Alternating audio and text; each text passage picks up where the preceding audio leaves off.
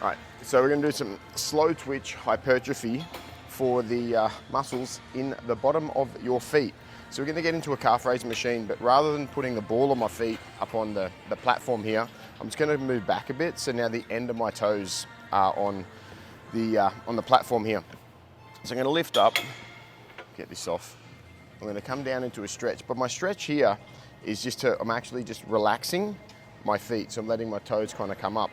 I'm gonna keep the angle of my ankles the same, and I'm just gonna use my feet to try to create as much of or my toes to create as much of an arch in my feet as I can, and then slowly come down, nice and controlled into that big stretch. Once I get into that relaxed stretch, I'm back up.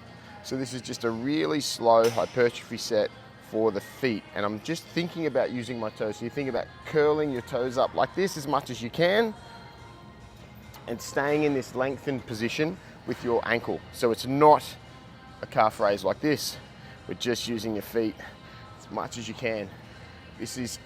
We want to go to failure here, maybe not in your first couple of times you do it, but we're going to failure in about 60 seconds or over, so 60 to 90 seconds, to create more slow twitch muscle fibers in your feet. This is much harder than it seems.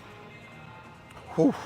Once you've done it a few times, you may get this in your program, so that we're doing it at a few different angles of ankle. So here at the bottom, getting up in your feet. You might then get up to around sort of a mid part with your ankle angle, your dorsiflexion. This is really hard if you get to this point to be able to relax your feet and just use your feet whilst keeping the ankles there. Then you'll have another one up here, and it's just changing what your feet muscles are having to do, and it is insane.